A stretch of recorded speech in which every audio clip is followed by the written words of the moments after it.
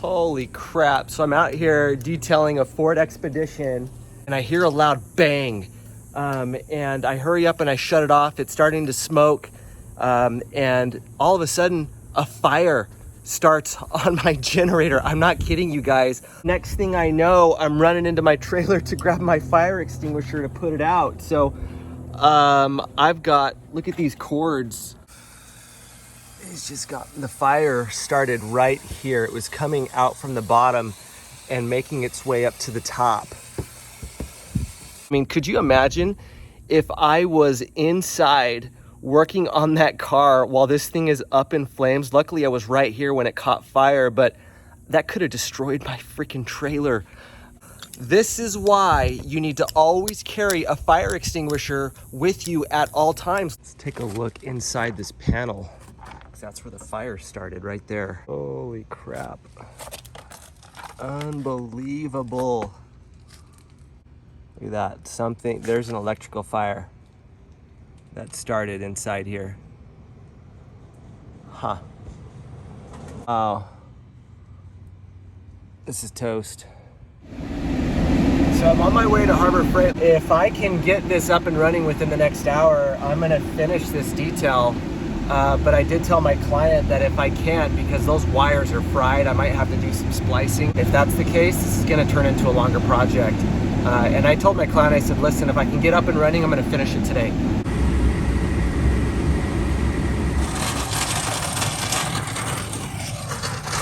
All right, it's under warranty, so they're gonna swap it out for the same one, and I'm gonna connect everything together and hopefully it works. I'm gonna head over to AutoZone.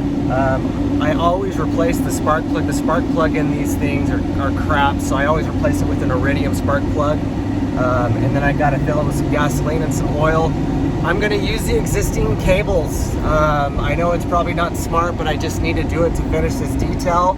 I'm hoping they work. If it doesn't, then I'm gonna have to cancel the detail and work on the cables next. All right, guys, we're gonna hurry up and replace this spark plug, fill it up with gasoline and some oil, and try and crank this thing back on so I can finish my detail. But this is the spark plug you wanna replace this with, because the ones that it comes with is crap. You wanna get these iridium NGKs. Here's the model number, write that down, go to your local O'Reilly's and pick one of these up. So the first thing you wanna do is remove that side panel. Okay, so it's the panel to the left of the gauges, this one right here. And then what you'll want to do is carefully remove the boot off of here. All right, the boot is off. You just carefully wiggle it. There's your spark plug. That's the one that we're gonna take out.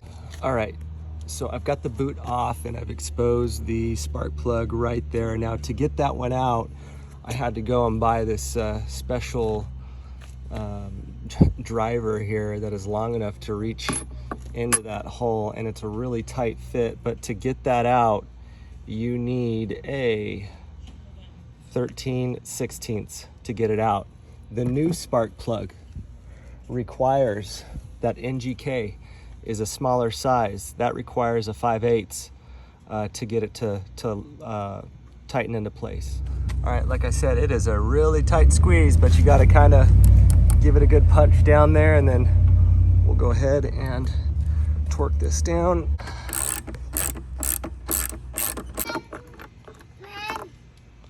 There's the old one. This is the one that's crap. Get rid of it. Here's the new iridium NGK. Who knew that this video was going to lead to a tutorial on upgrades for your Harbor Freight 3500 generator? Okay, so we're going to put it down in there. We're also going to put some dielectric grease inside of that, inside of the boot, and a little bit on the head. All right, now we're going to take the 5/8 driver and tighten it up. Now you don't want to over torque it, because you can over torque these things.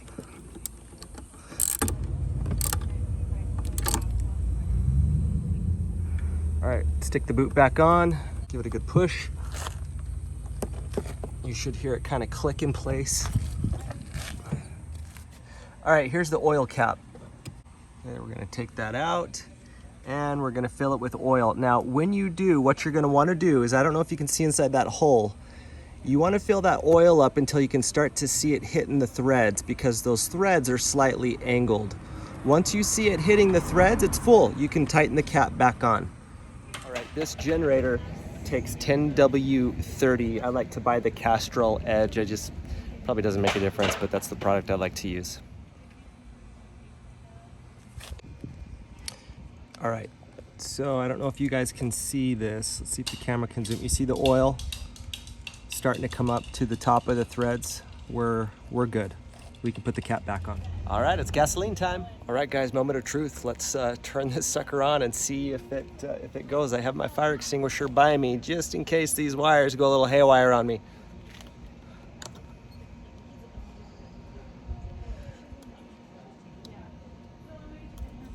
Oh, I forgot I need to connect the battery. Let's do that next.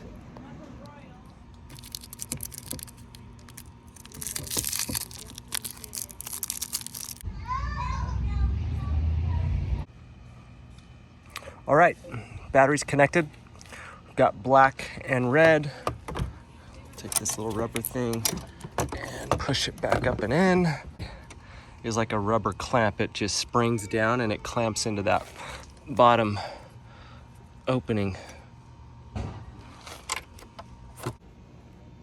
All right, now that the battery's connected, moment of truth. We're gonna push this, we're gonna set this to start, and here we go.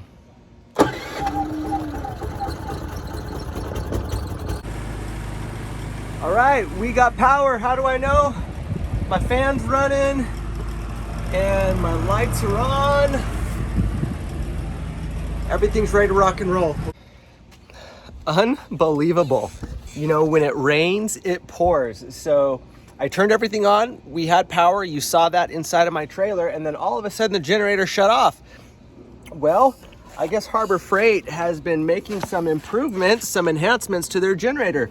This is new. I've never seen this before. This is a carbon monoxide shutoff something or other. There's a light that flashes. Basically, it was saying it was reading carbon monoxide. I've never had an issue with that, ever. On for 5 minutes, I shut it off, and then I turn it back on. Same thing, it shut back off again. I've got to get this detail done. So I got onto YouTube, and I found a way to bypass this carbon monoxide light. I'm gonna go ahead and post it on my video.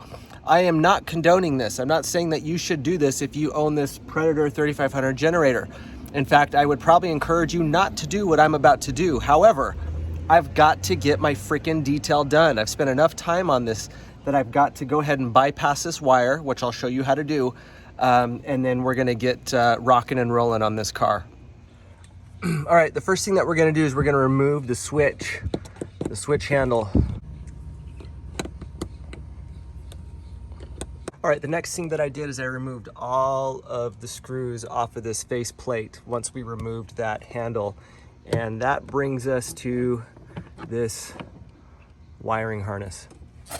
And what we're looking for is, I think it's this guy right here.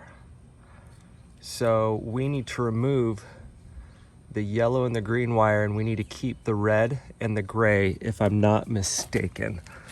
Let me see if there's any others in here real quick. And I don't, that's it, guys.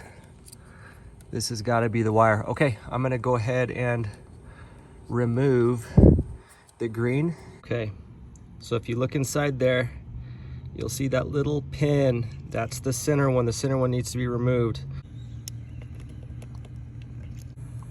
Bingo.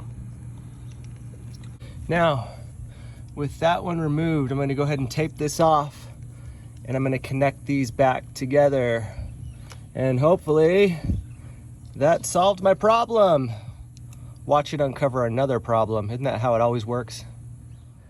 All right, it's all taped off, connected back together. And that is crazy. I literally, guys, I couldn't run this for more than 60 seconds without that carbon monoxide light going off and shutting off my generator. I just can't work like that. So hopefully this fixed it. All right, we are back in business. This thing's been running for about 5 minutes and hasn't shut off on me. So I'm gonna get back to this car. It's about 2:30 in the afternoon. I told my customer that I'm gonna be running late, but I think it's going to take me about another 3 to 4 hours. This is a full detail. I'm going to polish the hood for him.